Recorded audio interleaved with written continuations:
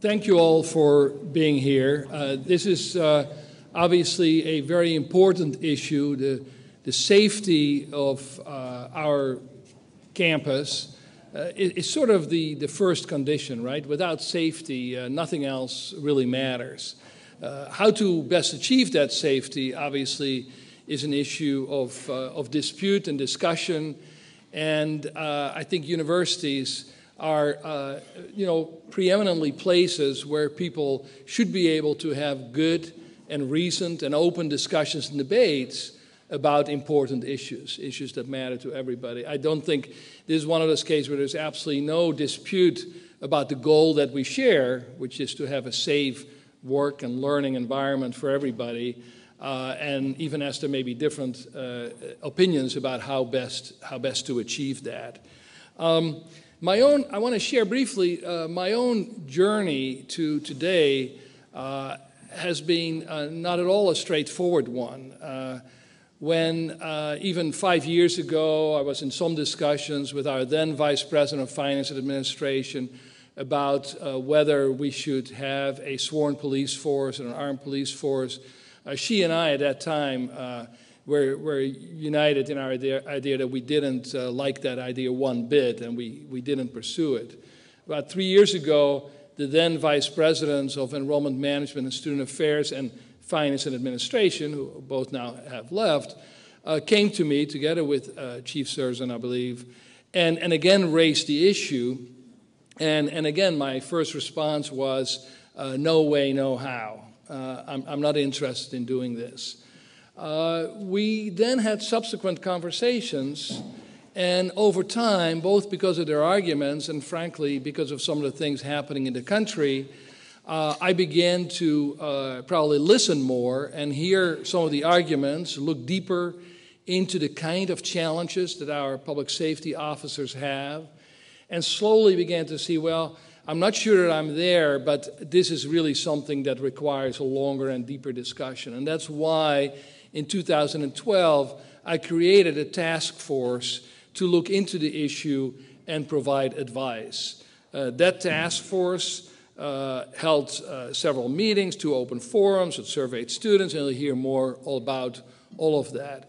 And it was really as a result of the work of that task force, as well as the continued things that happened in the country, of course, most recently what happened at Reynolds High School, but more importantly, I think, thinking and looking at what is happening on our campus and the kind of people that come on campus and make the campus not safe, that finally brought me around to feeling that we cannot continue and that I cannot feel that I'm acting responsibly and executing the responsibility I have for keeping people safe by continuing the way we have. So for me, it's been a lengthy journey, and I hope that everybody here will similarly think and listen to the discussion on whatever sides of the issue, because this is not simple and straightforward, so that you can come to your own conclusions. And ultimately, as you know, this is a decision that ultimately will be made by the Board of Trustees. This meeting is being videoed. They will have access to it. They have a special committee that will hold its own hearing. So there's still going to be a lot of deliberation before any decision is made.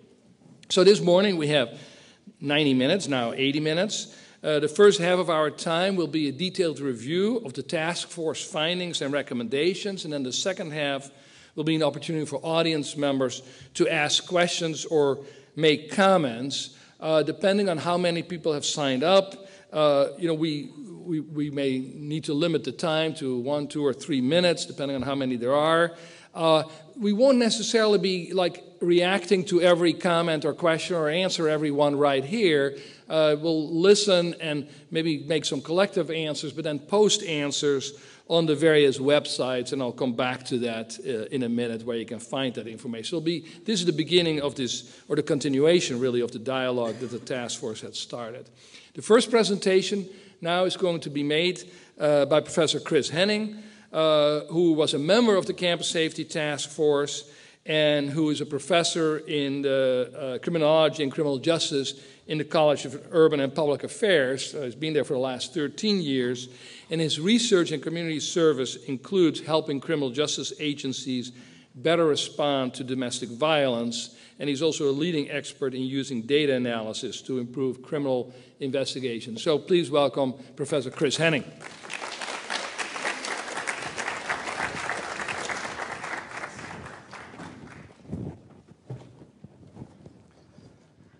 So I am here today to actually represent the task force that was formed by the President last year. And I want to recognize that the task force was comprised of a broad range of people that included faculty, students.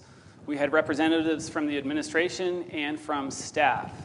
It was led by Jackie Balzer, who did a great job. What we did for the task force was, to start off, we reviewed a large amount of data that was provided by CPSO, that's Campus Public Safety Office. We looked at data from other institutions around the country. We then also held open forums. There was 2 forums that were held where people were invited to come and give commentary and talk about public safety issues on campus. And in addition to that, there was targeted interviews and focus groups that happened around campus. And this all happened last year over a period of 6 months. I'm here today to provide summarize the findings from all that investigation to help give us a context in terms of campus safety here at PSU. So the first thing that we learned from this process was that significant progress had been made since the last public safety review had been done in 2008. Since 2008, PSU has done a very good job of adding better access control to our buildings, locking buildings, having card swipes, not on all of them, but on many of our buildings. There was also significant progress made in terms of lighting in some of our parking garages, the park blocks. There's been expanded communications and coordination with the Women's Resource Center, working with CPSO to deal with issues like sexual assault and sexual harassment on campus. Another example is the CARE team that was developed to provide additional support to at-risk students. So first thing we learned is there has been significant progress made addressing campus safety here at PSU over a period of years. We also found from our investigations, including the ASPSU survey that was done, that most faculty and staff on campus feel relatively safe. It's perceived as a safe campus. But we learned that that's not a universal opinion or experience, that some people, women more than men, feel less safe. We found that perceptions of safety vary by time of day, with nighttime not feeling as comfortable being on campus. And then the location where you are on campus has some impact in terms of that. We also heard from a number of people around campus that during parent visits and prospective students visiting campus, that safety is a consistent concern that people have. The parents express concern about their students, their children, coming downtown to downtown Portland. Part of that has to do with the fact that a high percentage of people who live in Portland actually feel unsafe downtown at night, in particular. So this is a survey done by the City Auditor's Office every year, and they find that up to 70% of people do not feel safe downtown at night. So there is a perception about downtowns, where we're located, that it may not be as safe as it could be. We also recognize that perceptions are important. Certainly the reality, and I'll talk about the reality with the crime data that occurs, but perceptions are also important for the vitality of our campus. If people don't feel like this is a safe place, it's going to be harder to recruit and retain students to come here.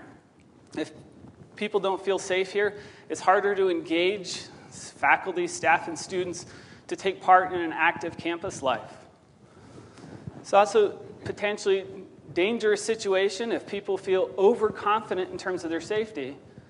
They may fail to take precautions that are necessary to protect themselves. So perceptions are important, and not everybody feels safe at PSU.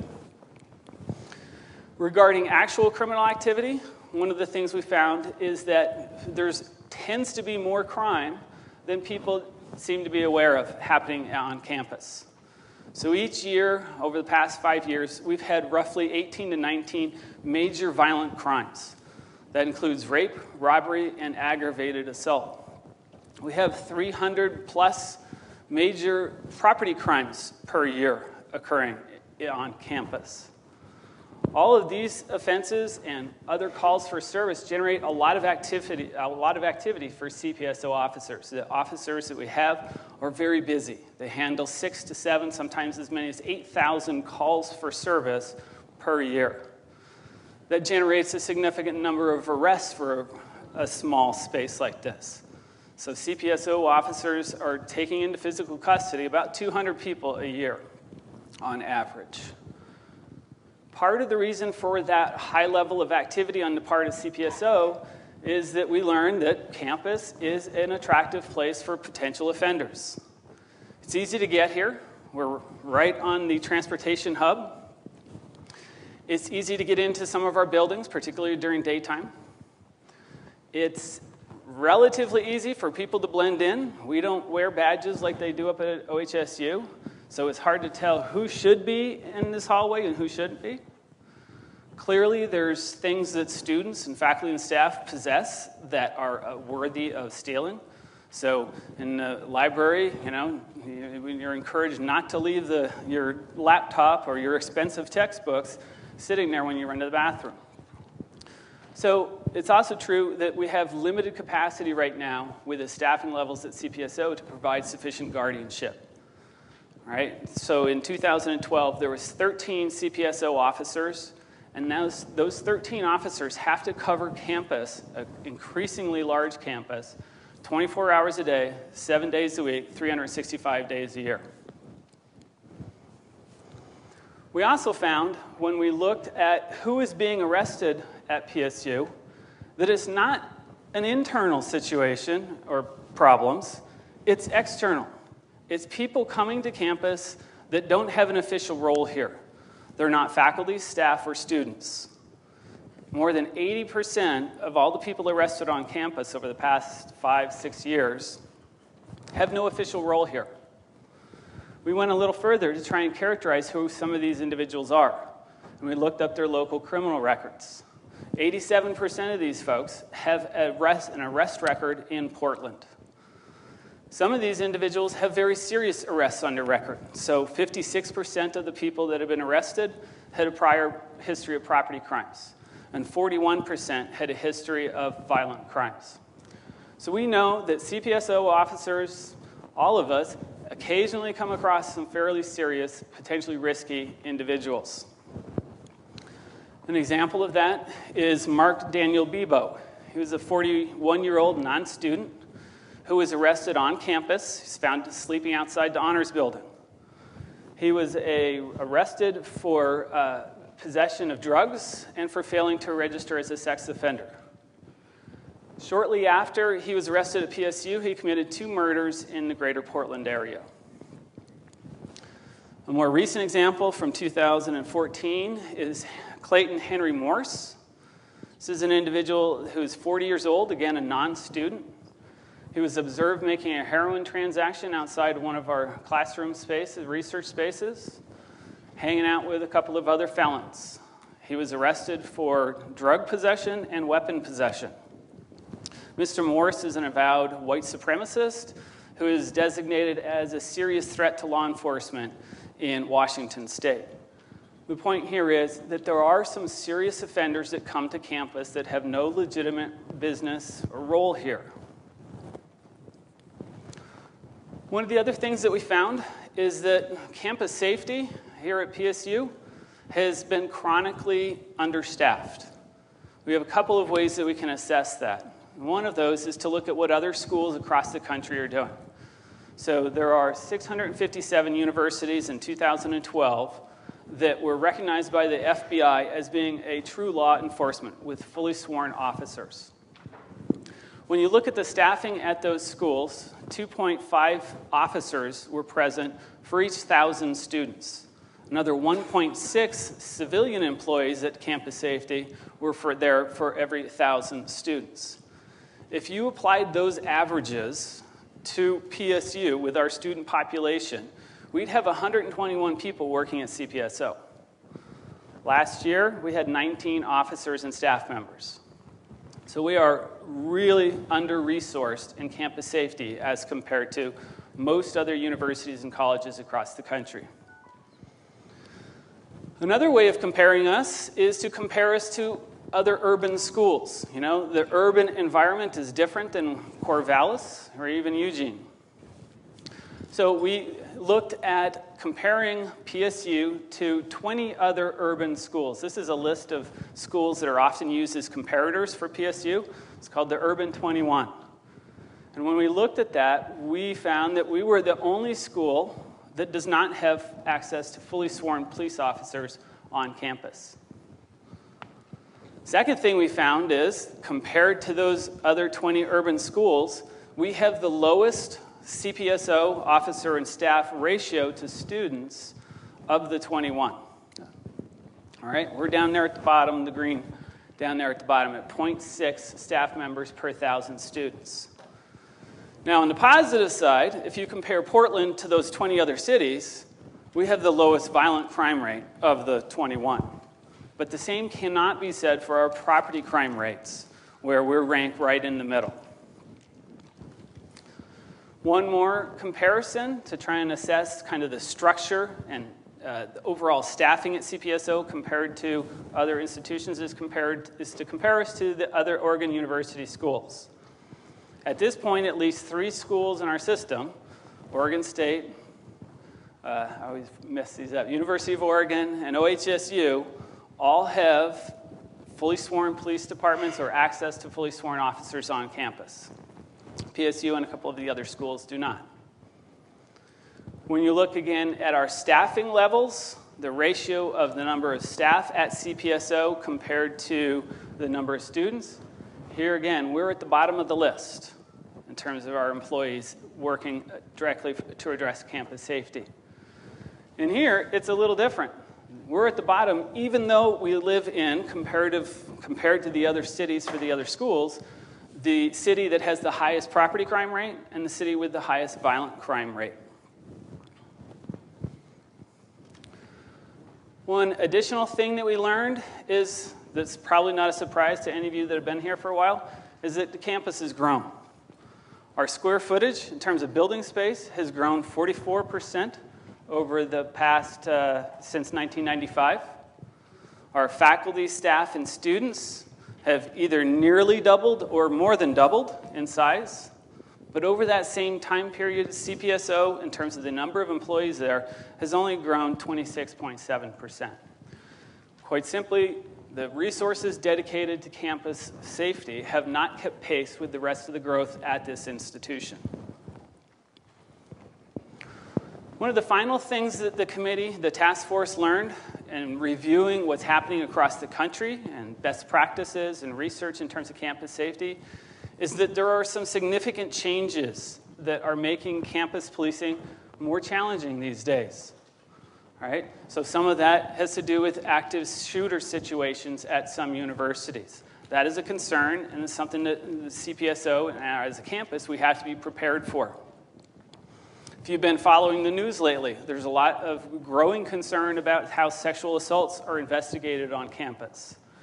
And we currently do not have the resources at CPSO to either handle active shooter situations or to fully investigate, to the extent that is necessary, sexual assaults on campus with our students. So there's some changes that are occurring in terms of the context of policing in academic settings, and we're not prepared to deal with some of those at this point.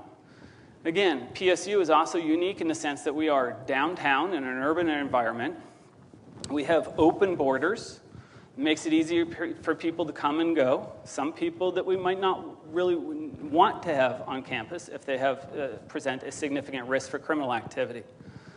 There's a lot of people in the community around Portland that have unmet mental health needs that CPSO officers have to deal with on a consistent basis. And it's also difficult in PSU. You know, if you look at where PSU ends and private space begins and city space begins, it's complicated, which makes it more difficult to manage from a policing perspective. So the task force took all of this information and put it together, and we generated 3 basic recommendations for the president. First 2 have to do with access control and just simply advanced increasing safety awareness. By access control, we mean we need to continue to move our buildings to have greater control in terms of locking the doors and having card swipes. So that's happening. Another thing in terms of access control is to establish firm business hours in which buildings get locked before that time. I got here at 7 this morning, I couldn't get into the building. That's a good thing. All right? If you've been here for a long period of time, you know that that didn't used to happen. In terms of safety awareness, we're talking about having more public safety campaigns to get people to report things if they see something that is concerning. All right? To be able to communicate more effectively with the campus in an emergency situation. So these are recommendations that we put into the task force report. The more controversial recommendation, which is, I suspect, why most of you are here today, has to do with what we call the bifurcation of the Campus Safety Office. What does that mean?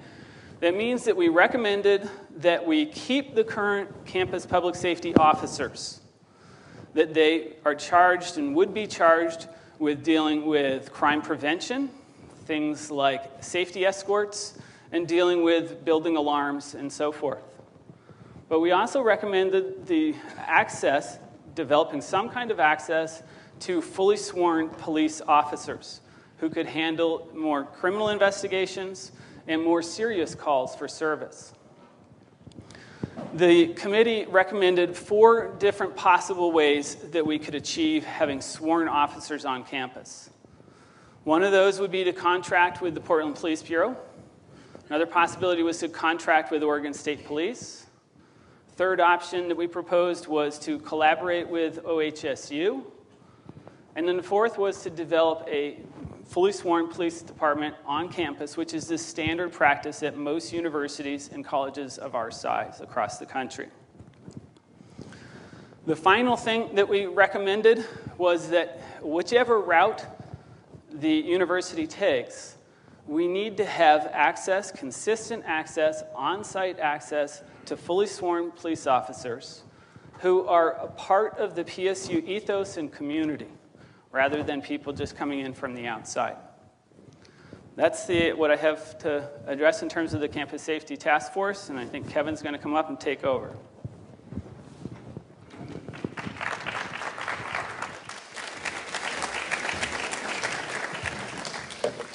Thank you very much, Professor Henning. So my name's Kevin Reynolds. I'm the Interim Vice President for Finance Administration. I want to take just a few minutes to outline the progress we've made specifically around the task force recommendations, as well as safety in general at Portland State University. Today's forum is part of an ongoing conversation and review of safety at PSU, and this started well before the task force work started, as President Vavell indicated. A few examples of some outreach in 2011 and 2012 are shown here, including a presentation to the ASPSU Senate and ASPSU-sponsored public forum. When the task force was doing its work, there was considerable outreach to the university. That included presentations and conversations with 18 departments and community members, and again, as Professor Henning said, 2 open forums. CPSO was also busy at this time making presentations and trainings across the campus. At the same time, ASPSU conducted a survey on the campus. This year, 2014, the task force work completed and the report was released and has been released in a number of forums and presented. In one case, it was presented at the Faculty Senate. We've had a link open for people to respond to that task force report as well. And this year also, we started Coffee with the Chief, an opportunity for people across the campus to meet with Chief Zerzan and talk about the Campus Public Safety Office. So in terms of progress we've made around the recommendations that Professor Henning just went through with us, we continue to do outreach and continue to provide training across the campus. Specifically in terms of a PSU alert system, we're now at the industry standard.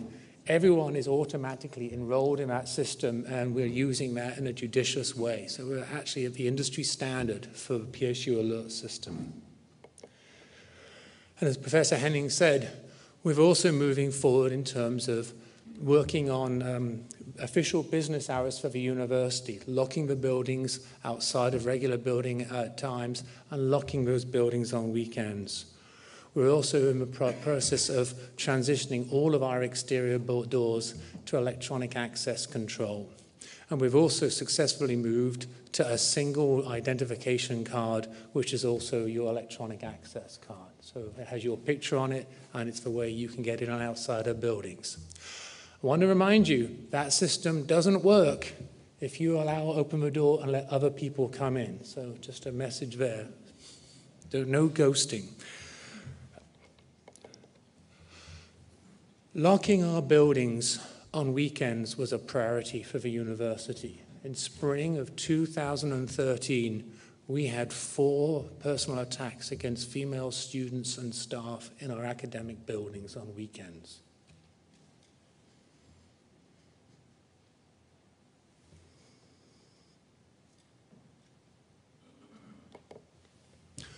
We're also moving forwards in terms of electronic access control. In this picture here, you can see the number of buildings shown in red which had 100% access control in 2012. You can see we've increased that number as of June this year, and we have continued plans to move the other buildings to electronic access control.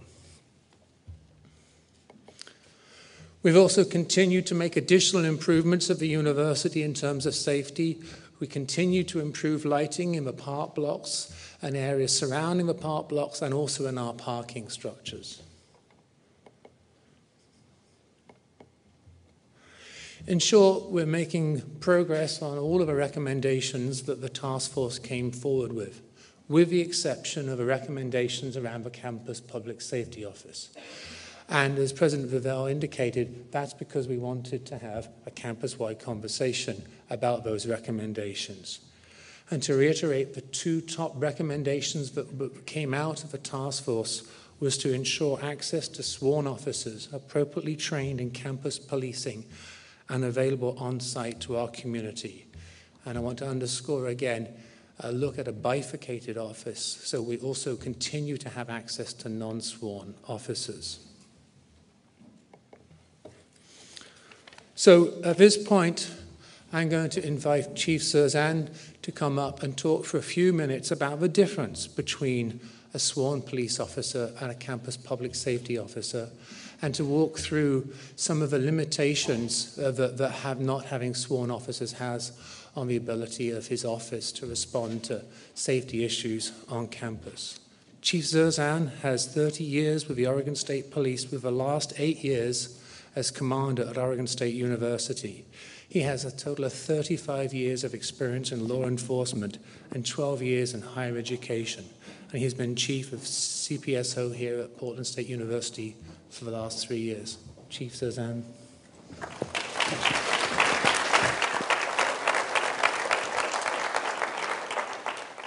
So good morning. On the slide, you can see some specific lines about what police authority, what sworn police officers can do. And I think it's important to kind of understand what we currently have on campus. So my officers operate in between being a security guard and being a fully sworn police officer. In 1989, the Oregon State Legislature gave campus public safety officers probable cause arrest authority, and it gave them reasonable suspicion stop authority. It gave them no additional police authority, and it limited this to university-owned and controlled buildings. So in 1989, this place looked considerably different.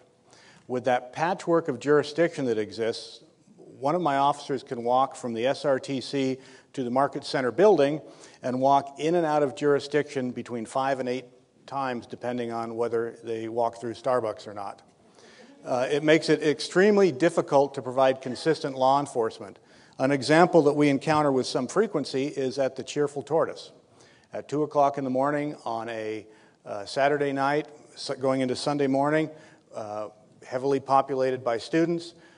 We have students that maybe want to report that they were the victim of a harassment. Maybe it was based on gender, maybe it was based on ethnicity, but at 2 o'clock in the morning, when my officers are flagged down, they have no ability to remediate this. We depend on the Portland Police Bureau. And at 2 o'clock in the morning on a Saturday, the Portland Police Bureau has other priorities and are probably and have not been responsive to that.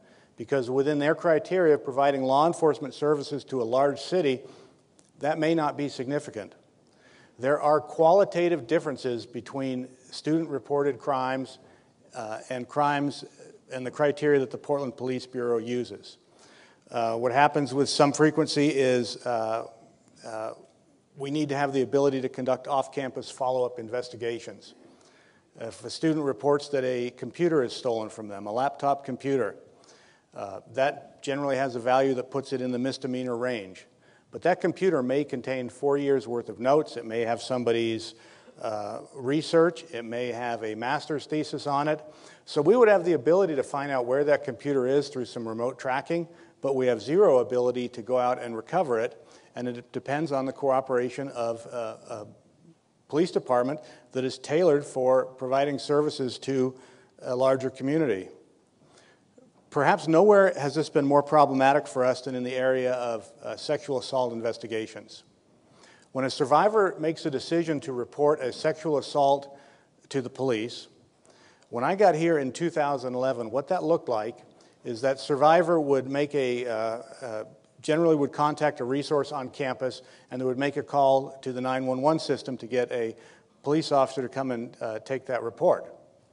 Now, within the criteria of providing municipal law enforcement, this is a crime that had already occurred.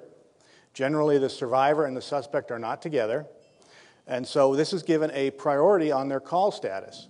And we have had survivors wait 4, 5 hours, and even the next day until a uniformed patrol officer could come out and take that report. And I have to tell you, when I got here, I was shocked. I was shocked that in 2011, that's how our university is handling sexual assaults. So we tried to remediate that a little bit. We hired a detective. We made him with a specific task of being a sexual assault investigator. We sent him to University of Boston Medical Center. He went through the Portland Women's Crisis Line Advocacy Training. We worked with the Women's Resource Center to where we have a protocol where there's automatically advocacy, and we signed a memorandum of understanding with the Portland Police Bureau that allows us to provide that initial response to the survivor. So that's good. Things are much better. The problem is he's not a sworn police officer, so he doesn't have the ability to conduct the entire investigation. If it involves an off-campus contact, even a contact at University Point, we have to rely on Portland Police Bureau to conduct that follow-up under their criteria of providing law enforcement services to a city. So it could be 4 days. It has been 4 days. So for 4 days, we have a survivor and a suspect living together in kind of university housing, and we have done nothing. We're required to do things under Title IX. We're required to make sure that people education is not interfered with based on their gender. So campus policing is incredibly complex. And Title IX and Clery are both requirements of the university. They're not requirements of a municipal police department.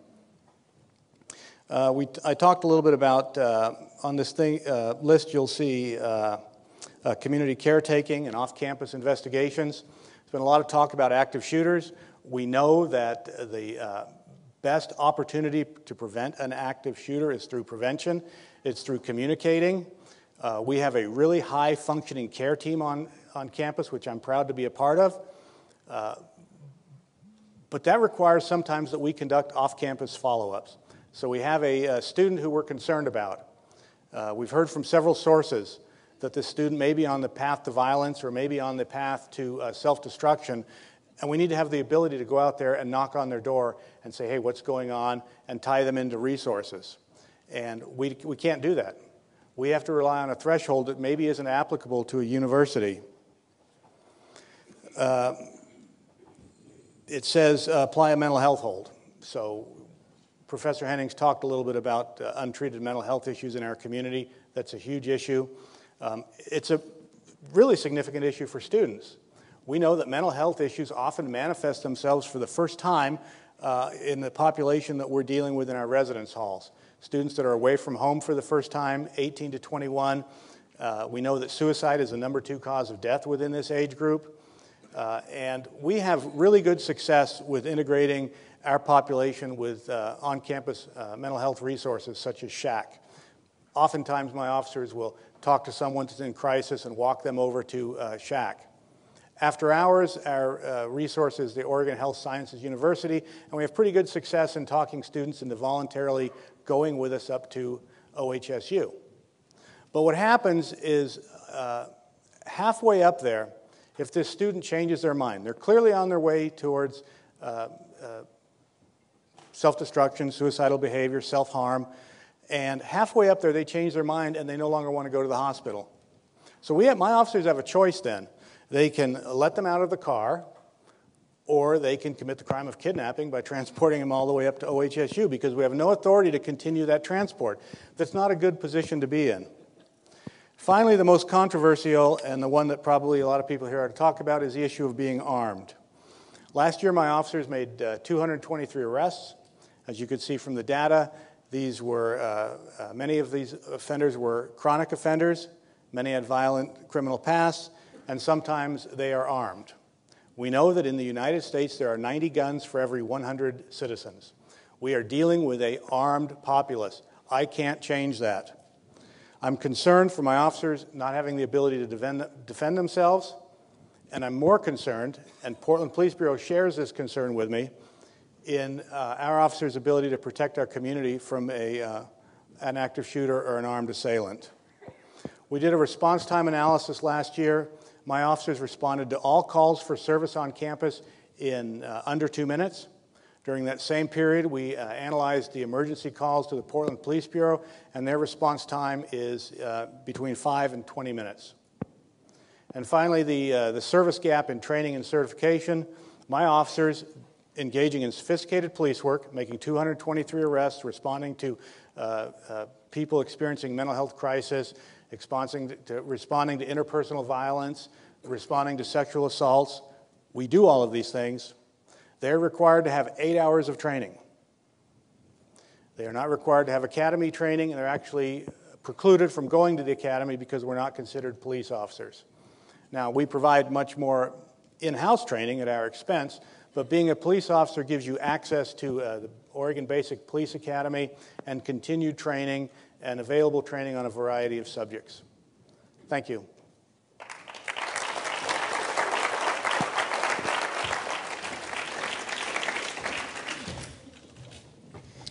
Thank you very much, Chief Serzan. So I want to return now to the number of options that the task force recommended in terms of providing access to sworn police officers. And as you can see, the one we'll return to is the creation of a PSU, potential creation of a PSU police force. But several other options were also mentioned, and I want to talk very briefly about those, assuming the advance button works. So collaboration with Oregon Health Sciences University. Oregon Health Sciences University initially thought about doing a contracting approach to getting access to sworn police officers. They reached out to the University of Oregon and Oregon State University and found that that model provides low levels of satisfaction, particularly in terms of poor service, lack of oversight, and a cultural mismatch. Oregon Health Sciences University, as you may know, has now moved forward with the creation of their own police department, tailor-made to their campus and their specific needs. We are indeed actually collaborating with OHSU at the Life Sciences building, but they're very much at a nascent stage and are not ready yet to talk about providing sworn officers on the PSU campus, and in many ways, at least, that doesn't seem to make a lot of sense. We did also reach out to the Portland Police Bureau, and in essence, they explained that they cannot provide the level of service that we believe we need for our campus. And they also were very clear they can't provide the type of service that we need here. You can see that Commander Day say they strive to provide an adequate emergency response across the entire city, and a response which is tailor-made to municipal policing, very different to the campus policing that Chief Zozan just walked us through. And the Portland Police recognize that campus policing is a specialized area of law enforcement, most best formalized through the creation of a campus police department. And the Oregon State Police, when we reached out to them, were fairly short and brief and to the point. So I want to return for a few minutes to a potential creation of a PSU police department. The task force noted this option is the most common practice throughout the United States, and certainly in the larger universities and urban settings. And you can see that from the data that Professor Henning provided today. It's also recognized that this approach gives you the greatest amount of control and direction by the university.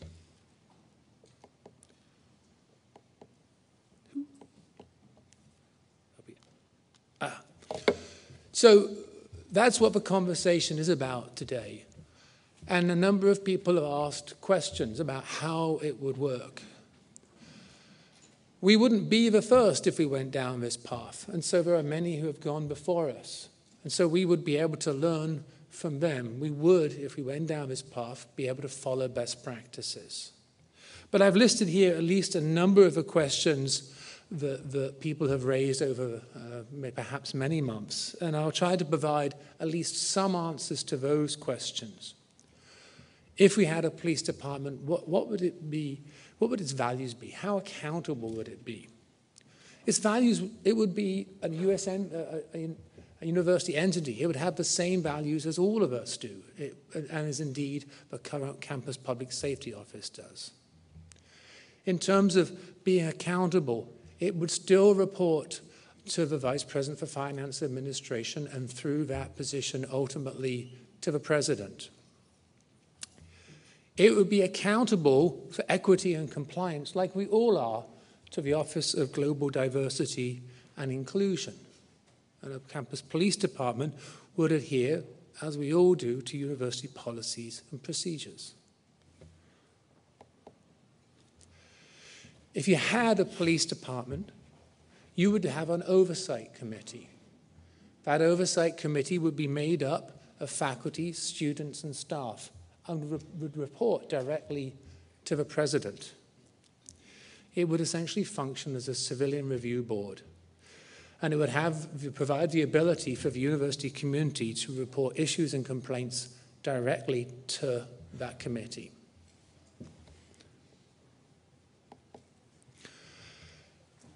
What about training and cultural competence? If you went down this pathway, you would, of course, start with recruitment, and you would make sure you recruited a diverse applicant pool. And then you would need to go through training. And as Chief Zozan told you, currently you only need 8 hours of training to be a CPSO officer. That is, of course, enhanced local field training after that. But by having sworn police officers, you would have access to the basic academy training, which I think is 16 weeks, intensive 16 weeks of training. Once a sworn police officer had passed that, then you could engage further in local field training. We already have that field training, but that could be further enhanced. And that field training, we could use oversight from the community, involvement of the community in terms of that field training. We could utilize campus academic experts, campus faculty members from criminal justice. A number of the students have suggested involvement of our academic experts from conflict resolution. The Oversight Committee would also have a role in evaluating the training and providing the input on the training. And the training would be ongoing. And again, the Oversight Committee and others could be involved in making sure we have the appropriate level of ongoing training for our sworn officers.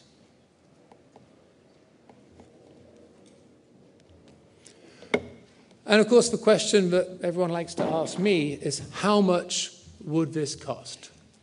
So this is one scenario that we've looked at. And in this scenario, it's a 3-year implementation plan, and it would be an increase to the CPSO budget in today's dollars of about $1.5 million. That's the total cost, the yearly cost at completion. In this, you can see that you would have about 12 sworn officers and 3 police sergeants. At the same time, you would maintain campus public safety officers. You can see then you would have 10 public safety officers and 2 sergeants. So again, this would address the recommendation of the task force to have access to both sworn officers and campus public safety officers. What would this do? This would at least move the number of employees and officers and staff in CPSO from the current ratio to student ratio, which is at 0.6 to 1.1. It now moves to a ratio which is comparable to the ratios we see at the other public universities in Oregon. It also provides about 3 sworn police officers on average at any one time on the campus. So again, fairly modest if you think about the size of a campus and the tasks that our CPSO officers deal with. Remember that you need to have officers available not just 9 to 5, but they need to work at 2 o'clock in the morning outside of a Cheerful Tortoise on weekends and everywhere else. So you need about slightly over 5 FTE to ensure 1 officer on a 24-hour basis across the campus. So that's important to recognize there. When it comes to cost, I at least offer my perspective of that cost. I've been at PSU for 9 years, and for the 9 years I can track through on a almost yearly basis. We've had a history of making investments, and those have been linked to our mission and values. I can recall times when we've made investments in tenure track hires. We've made significant investments in advising for our students. We've made investments around sustainability and research, about some of the themes we're so proud about. And you can see other investments we've made then. And again, as we talk about the cost, it's important to go back to all the things that Professor Henning said at the beginning, and to remember this is about our commitment to the safety of the campus, to the students and the staff, and even our visitors.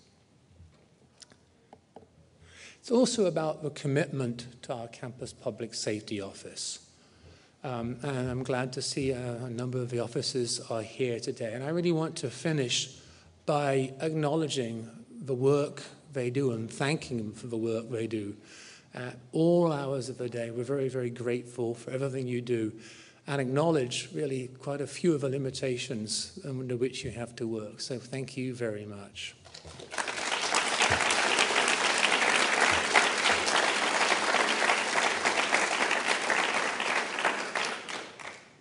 And that brings us to the end of a formal presentation, and I'll hand over to Dominic Thomas. Thank you, Dominic. So I want to be efficient and respectful of our time, and wanted to introduce this portion of the session in which we're going to give every individual, we have less than 30 minutes, but we'll go ahead and push forward to the whole 30 minutes. We have 33 folks signed up. We're going to give each person a minute to make a comment, question for our presenters to consider and discuss and respond to at the end. And it's really going to take all of us being respectful of that time and this environment. And so what I'm going to do is identify the folks who signed up at 2 at a time. So if you feel comfortable in standing or raising your hand, we're going to have 2 folks on each side of the room come and have the mics ready to go, and you will have your opportunity to speak and make your comment. For those of you who maybe have gotten your question or comment addressed, or maybe it's repeated, you don't have to raise your hand, you don't have to stand up, and we'll move along in this list. And some of you may have left or may have places to go prior to us getting to you, and that's okay as well. We'll have an opportunity on the website to offer any comments, questions. There'll be an FAQ put up on the website after, I believe, this afternoon. So with that, I will start off, and we have the list kind of broken down into students faculty, staff, as well as our community members. And I'm going to take chunks of each and rotate through so that we're not all dealing with one group at a time. So with that, if I can call up both Eric Knoll and David Martinez to raise a hand or stand up in their spots, we will get to the first few comments and questions. Good morning, everyone. My name is Eric Knoll, and I'm the student body president here through ASPSU. I want to be really quick and succinct, and I want to comment to talk about where student government is at with this conversation. The first thing I want to do, though, is invite, if you are able, all of my colleagues and ASPSU officials to please stand in the room. Folks, this is your student government. And we're working on this issue. I want to say that we currently do not have a policy stance on the proposal, but to please not mistake our neutral stance on this proposal for apathy toward the conversation. We are very much engaged, and we are very much providing a resource. If you have any questions, feel free to email any of us, but we are involved anywhere from engaging students in this process to the creation and development of what this policy looks like. So please, again, use us as a resource and contact us throughout the duration of this process. Thank you. Great. And he's president for a reason. That was exactly 1 minute, 2 seconds. I will be giving you a 10-second countdown, and we will go with Mr. Martinez. Hi, everyone. My name is David Martinez, and I'm a political science student here in PSU. I have real concerns as a student, as a person of color, with having police officers patrolling the school with guns. As you might know, around the country, there have been several incidents recently where police officers have shot people, especially people of color, that were not carrying any weapon and were not treated to police. I can cite the murder of 18-year-old Michael Brown at Ferguson, Missouri as an example, or a 25-year-old Aaron Campbell on January 2010, or Keenan Otis on May 2010. Both murders happened here in Portland, Oregon. I can also mention the murder of Oscar Grant from Oakland, California, 2009, Erin Garner from New York City on July of this year, or the murder of 17-year-old Trayvon Martin in Sanford, Florida, in February 2012. I'm going to do quickly. The only presence of police officers carrying guns in campus is a threat to all students, especially students of color, and also is a threat to the peaceful of the school. I believe that the police, instead of bringing a sense of security on campus, they will bring a sense of insecurity for students. We're going to be respectful of the other folks' time and go with the next two. Again, we'll have that opportunity online. Appreciate it. And our next two folks would be Jeff Lamont and Ziv Steinfeld. If you all would raise your hand or stand, we'll get some mics towards you. And if I butcher your name, it's complete. I've been trying to read these and make sure I have it pronounced correctly, so please forgive me. Either individual? Mr. Lamont? Okay. I'm Jeff Lamont. I'm a student here at PSU. I read both the 32-page report that PSU put out, as well as I've read the Department of Homeland Security report on active shooters in schools. One of the things that stood out to me in the active shooter report is that the average time of an active shooter incident is 12 minutes. The average time of response by PD, 18 minutes. That's pretty naive of us at PSU to ignore that statistic. So I think having a police force here on campus could definitely address it a lot quicker. One of the things that stood out to me in the PSU 32-page report was that the sexual assaults and how we have no resources to deal with them when they're just right there on the sidewalk right next to a building. Now, that was addressed in the presentation, and I think that a sworn police officer would obviously take care of that. Thanks. It looks like I'm out of time. Oh, thank you. So, Mr. Steinfeld. Okay, my name is Ziv Steinfeld. I'm a student here.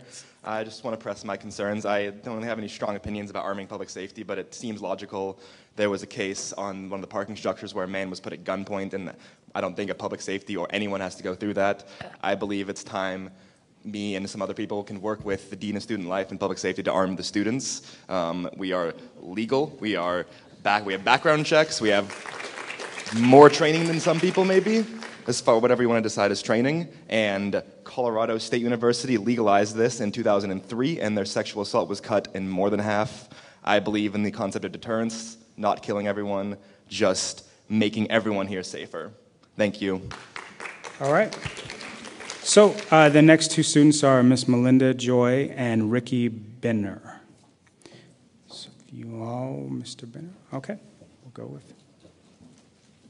Hi, my name is Melinda Joy. I am a double major in health science and community health. I became interested in this issue last March when I read the WRC letter of support stating that survivors will be significantly served by sworn police force by making reporting easier in a familiar environment. A lot of emphasis has been placed on the CPS authority and how it will be creating a safe environment. President Vin Pavel has asked Faculty Senate and y'all today to consider what is going on in the state of this country. I'd like to give you my perspective. 1 in 5 women, and that's a generous number, are assaulted while in college. That's roughly 2 million women in America each year. 90% of reported cases know their attacker. Alcohol is the most widely used date rape drug. 98% of assaults occur when the survivor is incapacitated due to alcohol.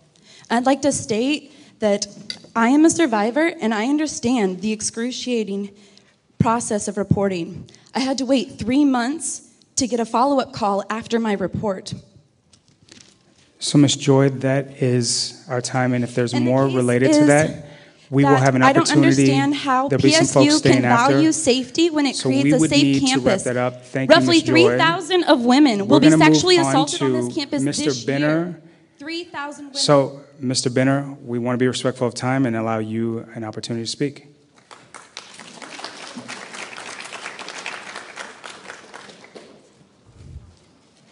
So good morning, everyone. I'm glad to see so many students, staff, faculty, administrators, and community members here this morning to share our concerns for campus safety. So thank you for showing up. We students up here are from the growing Portland State University Student Union, and we have come to express our concern, particularly with the proposed armament of our campus safety officers as a response to the issues presented to all of us today. Our formal ask is that the Board of Trustees hold off a vote on the current proposal and the community members support us until alternatives to armament are seriously considered. Thank you. We request that a process that genuinely and effectively collaborates, engages, and involves a large variety and number of students, faculty, staff, and members from the wider PSU community be used to find these alternatives to increase militarization and armament, some of which may include a prioritization of nonviolent intervention, etc., and relationship building, community involvement, So, Mr. Benner, and decision I believe making. the next two students up on board, to give them that time, and there may be one of you folks who are standing, Ms. Christina Kane and Leona Kinderman. So I don't know where those folks are. Go ahead and stand up. Okay, so one here, and we'll start. Go ahead. Can I please hold it? Okay, thank you. Hi, my name is Leona. I just want to say I grew up at PSU. Both of my parents work here. I literally grew up on this campus. And I want us to consider the city that we live in. We live in Portland, and we are a creative community that doesn't like to follow the grain of what everyone else is doing. And just because 21 other universities have armed, more than 21, like 657 other universities have armed, doesn't mean that we have to. We have the ability to think creatively and think of solutions that don't involve guns. We have a conflict resolution department on campus. We have community partners who are working in nonviolent solutions. We have the Portland Peace Team here on campus. We have all of these solutions that don't involve guns, and I urge us all to think creatively because we can. We are in Portland. Let's step up and think about something that doesn't involve guns. I believe in this. We are a good community, and I believe that guns will not help our community in that way. So thank you, and thank you, CPSO, for keeping us safe so far. Let's step up what your training is. Let's do this together, and let's make this a community effort instead of just a top-down approach. Thank you. Thank you all. So Ms. Kane is going to have her time finish reading a previous statement because it sounds like it was the same comment being made, so we'll go and continue on.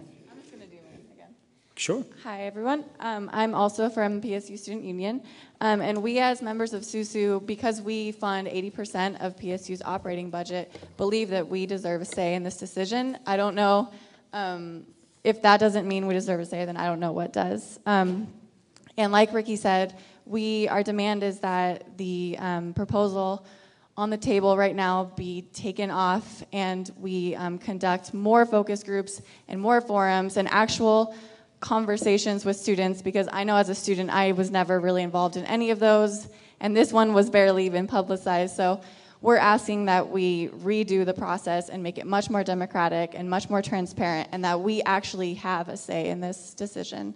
And then after that, we can recreate another proposal that actually accounts for our voices. Perfect. So, thank you for that. We're going to move to the faculty staff list, and Mr. Craig Leitz and Dana Tassin, go ahead and stand up, and we'll bring a microphone your way and give them your time. Go ahead. All right.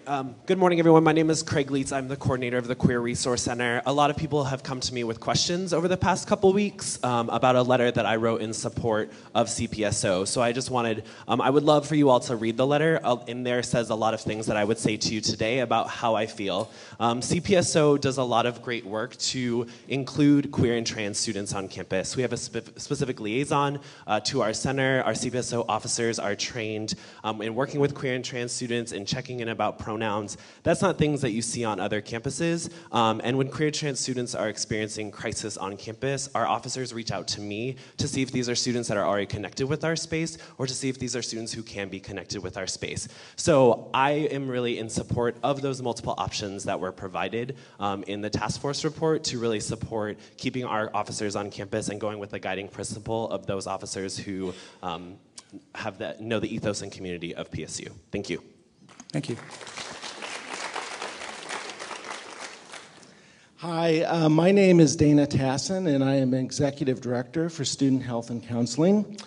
At SHAC, our principal concern is student wellness, because we know wellness is essential for academic success. But we also know there is no wellness without safety. I see the good work that our CPSO officers do every week on campus, especially in the areas of mental health crisis and sexual assault. And they do this work with caring and concern because they are answerable to the students, faculty, and staff of PSU. I think having a sworn police force that is answerable to PSU is the best way to keep our campus safe and ensure wellness on campus. Okay. Thank you. Looking for Michelle Topi and Tracy Williams Murphy.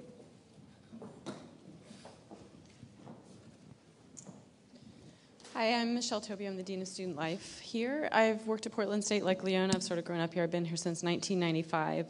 And I've seen our campus change a lot, become a lot more complex, and a lot bigger.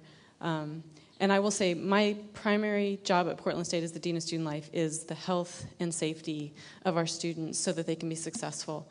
And I feel really strongly about this issue. Unlike many of you, every week I get to read the CPSO log. And it's typically about 12 to 15 pages filled with anecdotes about criminals on campus who are threatening the safety of our students. One of my other obligations is working with parents. Over the summer I meet with them and talk with them about our campus and tell them that we will keep their students safe. And I really can't do that with a straight face when I look at that report and would allow us to not take this step toward keeping the campus safe. So if you, like me, got to see that report, you would feel as strongly as I do, but thank you for your time. All right. Thank you. And go ahead. Hi, I'm Tracy Williams Murphy. I work in the Graduate School of Education. So my comments are really just, I'm pretty neutral on this in a sense, but from where do the resources come to hire, train, and offer continued professional development? The budget that was presented also didn't appear to include things like equipment. When we continue to hear about our budget deficits, where does this money come from? What's the final decision and how will it be made? And the other thing that's of concern to me is how will a sworn police force be more responsive than other municipal police forces in addressing mental health and sexual assault, because the current municipal police forces don't do such a great job on mental health issues. So what's continued training in that area? Thank you. So, Miss Jessica Amo and Mike Walsh, if you want to make your way standing up, hands up, and we'll go Jessica. Hi, I'm Jessica Amo. I'm the director of the Women's Resource Center, and I'm speaking within my capacity as staff for our interpersonal violence program. We serve students who are affected by sexual and relationship violence. And in that capacity, I've had contact with CPSO every week, sometimes more, for the past 5 years. And as Chief Zerzan described, I've seen the implications of the limitations that are currently imposed on them. I've watched students who choose to make a police report about a sexual assault be referred to 3 different off-campus law enforcement agencies, or have to make small talk in an elevator with the person who assaulted them while waiting for an off-campus detective to respond. And I just don't think that's an acceptable level of service for our students. I've also seen since 2011 that CPSO has invested quite a bit in improving services for student survivors, and they've demonstrated a level of accountability and accessibility that makes me feel very comfortable supporting this recommendation to establish them as sworn. I'm also clear that the recommendation was not made within a context of addressing our simultaneous need for prevention, for sexual violence prevention. So, Ms. Amo, we're going to move to Mike Walsh and offer that time. Hi, everyone. I am Mike Walsh. I'm the Director of Housing and Residence Life. We house 2,100 students on our campus, which is the size of a little city, a little town. This is their home. And I would ask each of you, would you feel comfortable in your own home knowing that your law enforcement was so limited, such as our CPSO? Since this is their home, it's my responsibility to make sure that their safety is not limited at all by a public safety office, which is amazing, but is limited by their police forces. So I'm very much in favor of having sworn police officers on this campus to enhance their safety. In housing, we always want to hope for the best and prepare for the worst. We're not prepared for the worst. And that's unacceptable from my perspective when we have the ability to be prepared, and we're not there yet. We're not even prepared for some of the things we deal with on a daily or weekly basis, like mental health issues, detox issues, and community safety issues. And so on behalf of our residents, I do support sworn police force. I will go with Marlon Marion and Mr. Doug Crow as the next 2 up. If you want to stand, raise your hand, or not if your comment's already been addressed. Thank you. I'm Doug Crow. I represent the Faculty Association. We have over 1,000 adjuncts as our members. We teach 1/3 of the classes here. We work at 20% of regular faculty. We work mostly at night and with undergraduates. So we are in desperate need of better policing and protection. Also, we're from the outside, so we don't always know what the rules are, what the requirements are. I think with regard to guns, we have not taken a position. But as far as the rest of the plan, we're very much in favor of it. Thank you.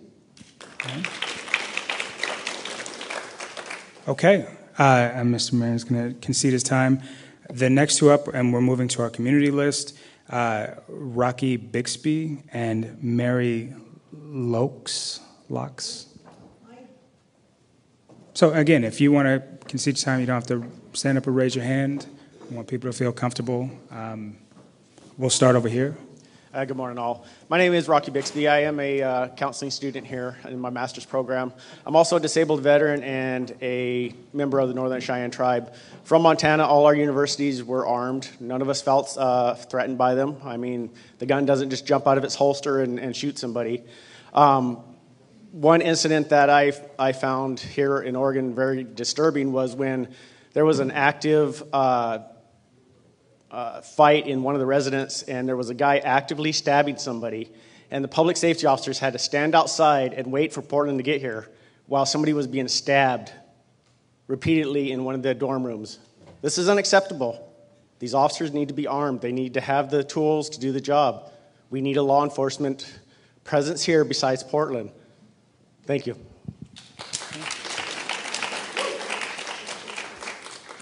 Was there a second person? Okay, Steve Trujillo.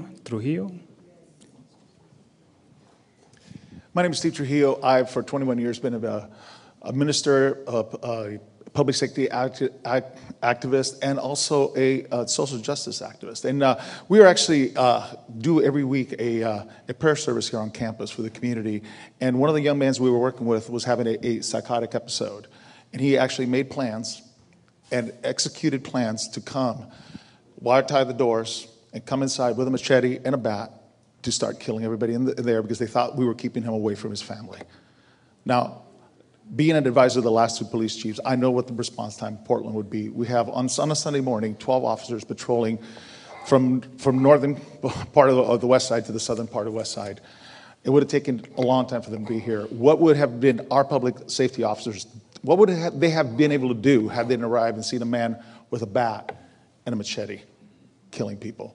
Fortunately, he came to his senses and through actually trained police officers was talked down and was taken to get some help. And this is what it's all about. It's about having actually the fullness of a trained police force here on campus. They're trained now, all officers in Oregon are now being trained in crisis intervention. So I think that it is actually, like our president said, the safety of our people is the greatest and foremost duty of any institution from a family to this campus. Thank you. Thank you, Mr. Torrio. All right. Back to the student list, Mr. Backstrom and Danielle Ali Fasim.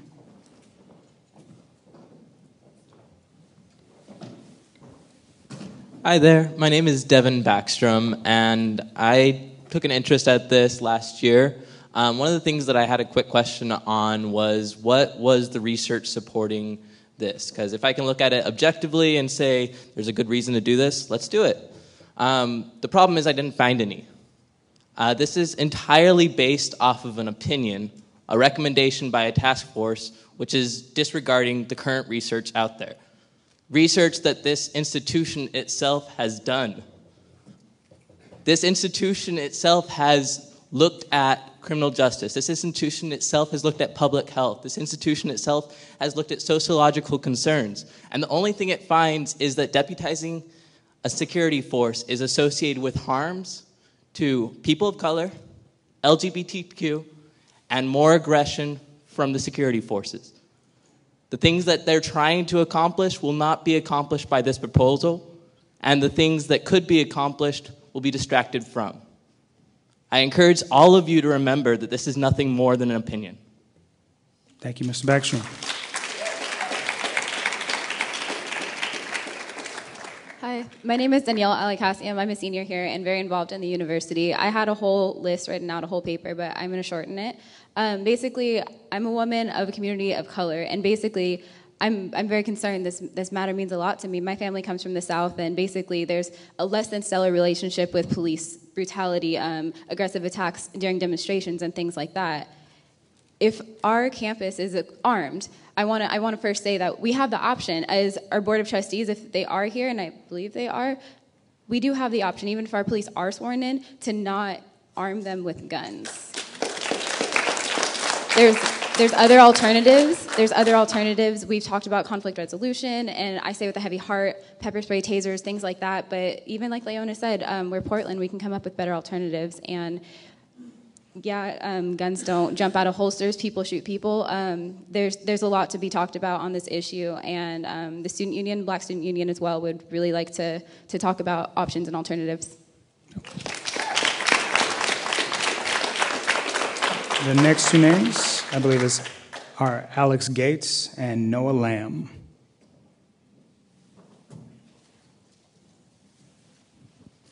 Hi, I'm a political science student and one of the organizers with the student union here.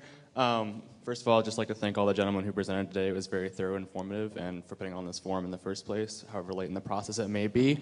To my understanding, this is a culmination of a process that's been going on for about 4 years now, including research and committees. I would just like to ask if everybody is so convinced that this is the right move to make through the committees they've gone through, why has the student voice not been more present? You had a task force with one student who was not allowed to speak to any other students about what was going on.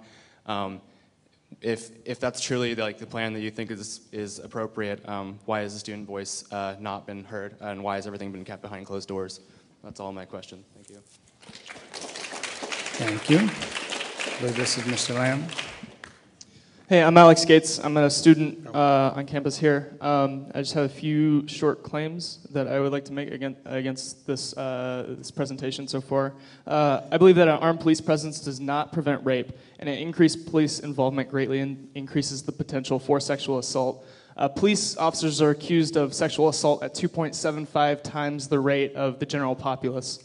And those are the people that are intervening in that goal. That's questionable. Minority groups experience discrimination and police violence at a much higher rate than the rest of the population, though police violence occurs against all demographics. A black man, woman, or child is killed by a police officer every 28 hours, and at a rate of up to 5 times that of white males. While over the past 24 years, 262 people have been killed by active shooters on campus, over that same time, an estimated 6,000 people have been extrajudicially killed in situations associated with police misconduct. Thank you. Thank you. Our next two folks, I believe the names are Tony Funches and Ukiah Hawkins.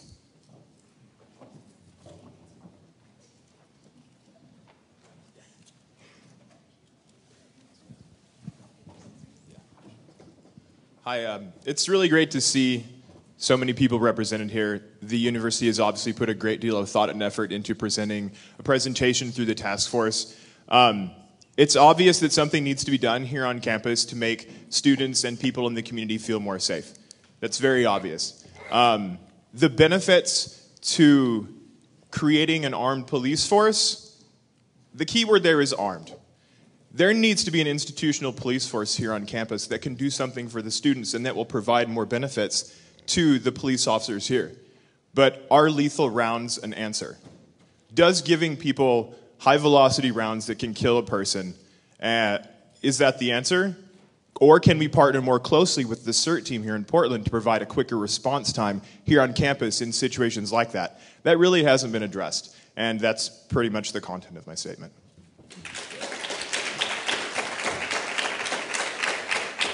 I refuse to repeat all the statistics and the rhetoric that we have had here, but I do want to call to question. Dominic, why are you, the student disciplinarian, and the only person of color in this room that is actually positioned as in support of this? I find it very troubling that you've been positioned in front of us as our disciplinarian and a person of color to advocate for this. It's uncomfortable, it's offensive, because as communities of color, we stand against this because of the violence, because guns do jump out of their holster and kill folks that look like me, that look like my children on a daily basis, 1 in every 28 hours. So next time that we do this politicking, let's be more thoughtful in how we position folks. Also, guns do not prevent crime. Find another answer. Professor Henner, you said resources, time, talent, and treasure. Invest more time, invest more of our talent in resources of students and professors, and put more money behind it. Put cameras up, put lights up. You want more officers? You can have it. Mr. Funches. No more guns. Thank you. So, the next speaker up on the list, Nancy Eichstead and Joseph De Philippis.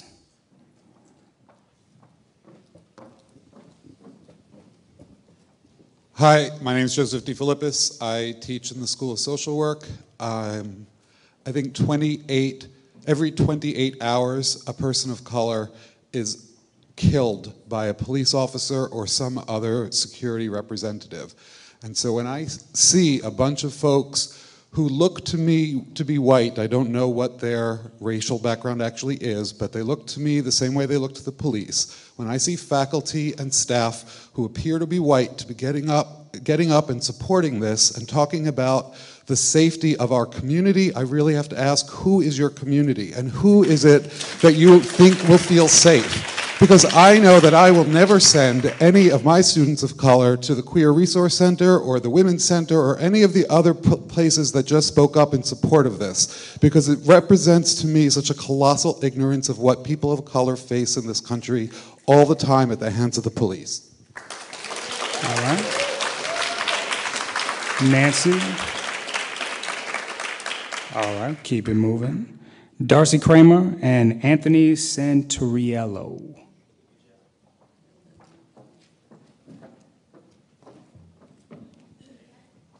Thank you. I'm Anthony Santoriello. I'm both an adjunct faculty and a PhD student here, and I appreciate your good work in this debate and the due diligence that I see happening.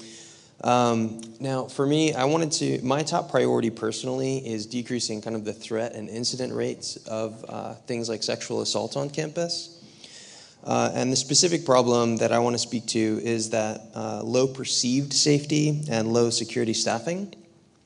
And I just want to float this idea and open it up for dialogue, having potentially a student auxiliary safety patrol, teams of maybe 2 students with radios that can call people, who can respond, who can visibly walk around campus on patrols through buildings, and maybe help with some of the escorts and that kind of a thing. I'm not saying this in lieu or instead of any other important or necessary thing that may or may not be decided to be, but just a way to, at a low cost, increase that vigilance and perceived safety on campus could be those teams. And that's it. Thank you. All right. So our next speaker, and I believe the last, Paige Shell Sparling. Thank you. I also grew up on this campus, and I'm very concerned with the proposals that I'm hearing to have an armed police force, even a police force. I think that it disproportionately affects our communities of color, and I also think that there's a real lack of student voice and student democracy happening right now at this campus, not just in this issue, but across the board. From the tuitions that are just burdening, students in an excessive sort of way, to penalties for if you haven't paid a third of your tuition by the first week of class before you've even gotten you've even opted out from your healthcare stuff. You don't even have your fees correct. It's just across the board at Portland State at the moment. There's a real lack of democracy, and I would really encourage the students to be brought into the decision making. We're funding the university, and it seems like the university is just on a wild run to grab more real estate instead of serving the students. Thank you. All right. So that concludes the open comment question period. We'll have a couple folks, our presenters, if you want to have your microphones, address some of the comments, questions made, and we will have a closing in a few minutes.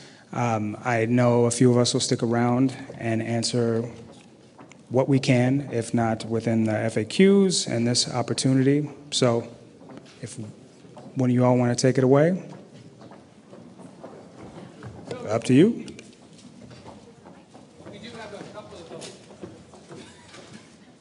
Thanks very much. So we can certainly respond to a couple of the comments, and then there'll be more responses later. Thanks very much. In terms of other options, a number of people have asked me that question in the last few weeks, and of course I would argue that it was a very deliberative process that's been taken over several years. But nonetheless, please bring us other options. Tell us other ideas you have. Send them through the FAQ. Whatever, we want to hear the other options. We want to continue that dialogue. The other question is about the involvement of students. You could see the involvement of students leading up to today.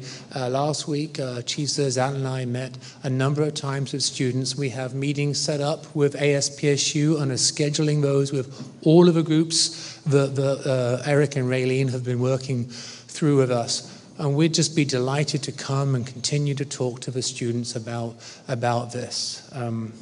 And I'll hand over to Chief Zerzan for a few comments. So my only comment is policing in America, like most segments of America, is fraught with a history of institutional racism, really poor relations with communities of color. This is an opportunity to create a police department that's history begins the day the police department begins. And you have an opportunity to shape what that looks like. It will be responsive to you, and this is an opportunity. And I acknowledge all the concerns that were raised about communities of color. I'm part of a tradition that's not real good when it comes to, like all segments of society, has not been good in its relations with communities of color. And this is an opportunity to change that and to start a new history. Thank you. Thank you very much. Thank you, Chief Zerzan. So in terms of next steps, we will be doing a similar presentation of this at an administrative briefing later this week, of course, meeting with the students as we go forward. There will be a scheduled meeting of a special committee of a board of trustees on campus safety. They will see this report again. They will also have a summary of the feedback we've had from today and people's opinions and different options that you provide. We will provide that. There will be an opportunity for the community to come to that meeting and to sign up and make public comment again. So that's the next step, and I think we'll reach out with my university communications folks. We're talking in the back. So that will tell you when that meeting is as well. And so that will be the next steps. And so thank you all very much for coming today. And we look forward to continuing the dialogue.